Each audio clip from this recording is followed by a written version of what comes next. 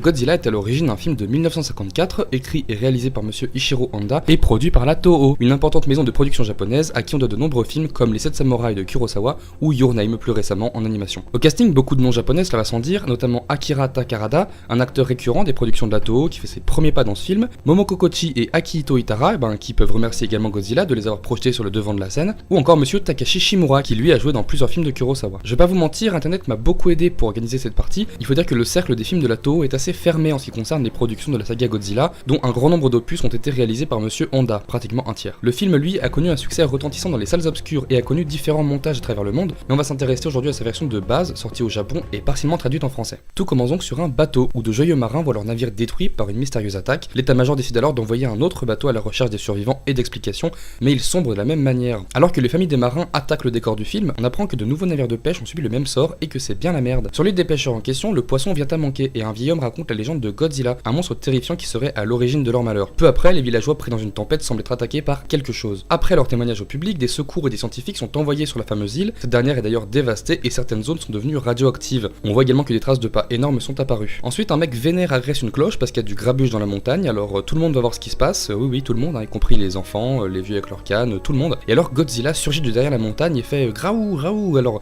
tout le monde se casse la gueule, mais c'est quand même pas tous les jours qu'on voit Godzilla, alors du coup tout le monde décide de quand même courir le voir, mais trop tard, Godzilla a disparu. Plus tard, lors d'une conférence, on apprend que la créature aurait ainsi traversé les âges et viendrait des profondeurs de la Terre. Le gouvernement se met d'accord pour dire que le monstre est une menace et prend la décision de lancer une battue pour contre-attaquer ce dernier. Le docteur Serizawa, un scientifique mystérieux, a mis au point une arme redoutable qu'il refuse cependant de dévoiler au monde car il la juge trop dangereuse. Plus tard, Godzilla se rapproche dangereusement des côtes japonaises et se met à ravager Tokyo au cours d'une nuit de terreur. Ces images sont cultes. Et je vous laisse en profiter un petit peu car bien qu'elles puissent paraître risibles aujourd'hui, elles ont inspiré un nombre incalculable d'œuvres par la suite. Le cinéma de monstres, la science-fiction ou les films catastrophes doivent beaucoup à cette attaque de Tokyo, mais on en parlera plus tard. On voit également pour la première fois le souffle radioactif de Godzilla qui s'attaque désormais au cœur de la ville. Impuissants, les journalistes filment la catastrophe. Le monstre bat en retraite suite à un assaut aérien et on découvre enfin la nature de l'arme du docteur Serizawa, une sorte de bombe à oxygène qui permet d'anéantir complètement certains êtres vivants. Mais il refuse de l'utiliser car il a peur que l'armée s'en empare et cause la perte de l'homme. Face à la désolation, il décide tout de même de mettre son invention au service de la lutte contre le monstre et de détruire tous les documents qui mentionnent cette arme par la suite par sécurité. Lors d'un ultime assaut aquatique contre Godzilla, Serizawa se sacrifie afin de pouvoir éliminer ce dernier et de faire en sorte que son secret soit définitivement inaccessible. Godzilla meurt, tout le monde pleure, c'est une amère victoire et le soleil se couche sur l'océan.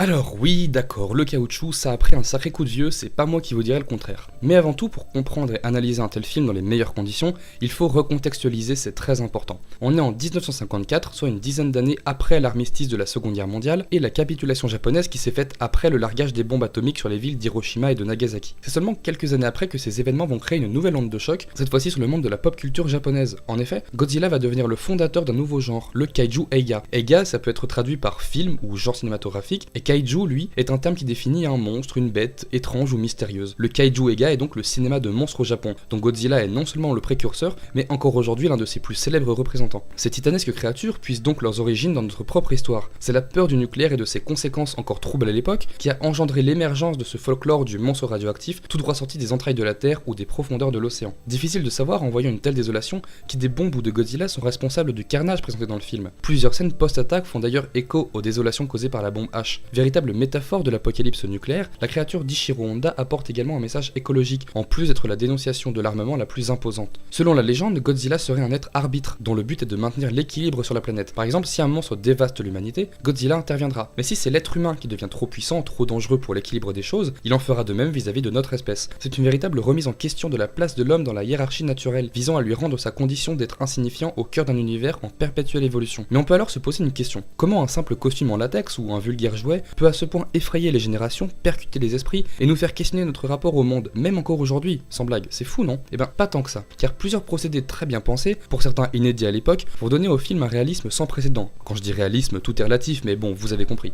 Déjà, l'animation et la taille. Pour l'anecdote, le costume de Godzilla pesait assez lourd, mais c'était quand même le travail d'un acteur de faire se déplacer la créature, pour lui donner une illusion de mouvement et une fluidité quasi parfaite. Contrairement au film King Kong de 1933 par exemple, qui fut également une vraie révolution cinématographique à l'époque, où ce dernier était une figurine articulée simulé d'une trentaine de centimètres, mais animé image par image, en stop motion donc. La taille humaine du costume de Godzilla offrait également la possibilité de mettre en place une échelle de décor permettant un rendu plus impressionnant, en détaillant par exemple de façon plus précise les miniatures qui furent utilisées sur le tournage. Outre la fluidité ou les décors, l'image va aussi participer au réalisme et à l'effroi des scènes d'attaque. Le noir et blanc sombre et sale, gras et souillé joue beaucoup en la faveur de l'environnement choisi. Petite leçon de cadrage. Si l'atmosphère parvient par moments à être si angoissante, c'est en partie grâce à la maîtrise des éléments présents à l'image et de la photographie. Certains plans utilisent les codes du cinéma d'horreur pour créer une claustrophobie ambiante, notamment des scènes dans des endroits clos, sans échappatoire, face à l'imposante menace qui rôde. Pour rappeler que Godzilla est terriblement grand, il est essentiel que le spectateur puisse se repérer dans l'espace. C'est pourquoi le cadre place toujours différents repères d'échelle, des humains, des bâtiments facilement reconnaissables, et ça permet de s'émanciper de la contre-plongée tout en préservant cette hauteur, et même de faire des plans plus larges. Bien évidemment, on a aussi un paquet de plans qui se placent à échelle humaine, indispensable pour rappeler à quel point on est insignifiant et impuissant face à une telle créature. Ajoutez à cela une bande son parfaitement raccord, la musique bien sûr, sans parler du cri de Godzilla qui est aujourd'hui culte, et vous obtenez une œuvre qui devait faire un sacré effet dans les cinémas des années 50. Je vous recommande vivement de jeter un œil à ce film. Il est vrai qu'au milieu de toutes ces super productions à grand budget flamboyantes et visuellement explosives, s'intéresser à d'anciens métrages marqués par les limitations techniques de leur temps est un pas compliqué à franchir. Mais mettez de côté vos a priori et penchez-vous sur le sujet si cela vous intéresse, d'autant que le propos du film est toujours d'actualité et démontre une nouvelle fois combien une production peut être visionnaire et continue à faire passer son message même 60 ans plus tard. L'histoire de Godzilla est passionnante, et sans parler des différentes suites qui aujourd'hui ne se comptent plus, la bête a même droit à son propre univers cinématographique qu'elle partage désormais avec King Kong, l'héritage culturel du film est pratiquement omniprésent dans le cinéma actuel, et c'est toujours quelque chose de fascinant que de redécouvrir les racines de ce dernier.